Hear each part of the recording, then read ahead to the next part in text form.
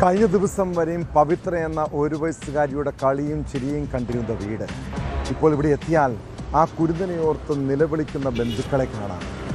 തൊഴിലുറപ്പ് ജോലി കഴിഞ്ഞ് വീട്ടിലെത്തിയ അമ്മൂമ്മയാണ് 1 വയസ്സുകാരി ചലനമറ്റ് കിടക്കുന്നത് ആദ്യം കണ്ടത്.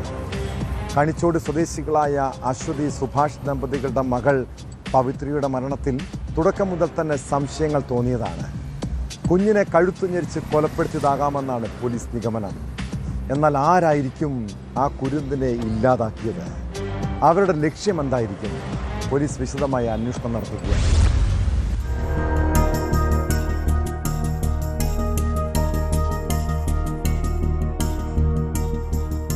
അമ്മൂമ്മ തൊഴിലുറപ്പ് ജോലിക്ക് ശേഷം വീട്ടിൽ തിരിച്ചെത്തിയപ്പോൾ കുഞ്ഞ് കട്ടിലിൽ കിടക്കുകയായിരുന്നു.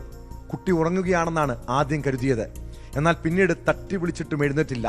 ഉടൻ തന്നെ കാരേറ്റുള്ള ആശുപത്രിയിൽ എത്തിച്ചെങ്കിലും മരണം സംഭവിച്ചിരുന്നു. കുഞ്ഞിനെ കഴുത്തു ഞെരിച്ച് കൊലപ്പെടുത്തിയെന്നാണ് സൂചന.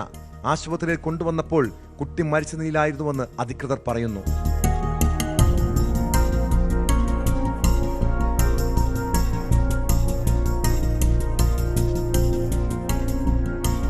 കുഞ്ഞിനെ കൊലപ്പെടുത്തിയതാകാമെന്ന നിഗമനത്തിൽ വെഞ്ഞാറമൂട് പോലീസ് കേസെടുത്ത് അന്വേഷണം ആരംഭിച്ചിട്ടുണ്ട്. എന്നാൽ ആരാണ് കൊലപ്പെടുത്തിയതെന്ന കാര്യത്തിലാണ് സംശയം. കുട്ടിയുടെ ബന്ധുക്കളെ ഉൾപ്പെടെ വിശദമായി ചോദ്യം ചെയ്യുകയാണ്. വീട്ടിൽ എന്തെങ്കിലും പ്രശ്നങ്ങൾ ഉണ്ടായോ എന്ന കാര്യവും കൊലപാതക സാധ്യതകളും പോലീസ് പരിശോധിക്കുന്നുണ്ട്. കുഞ്ഞിന്റെ ദുരൂഹ മരണം നാട്ടുകാരെ ഒന്നടങ്കം ആശങ്കയിലാഴ്ത്തിയിരിക്കുകയാണ്.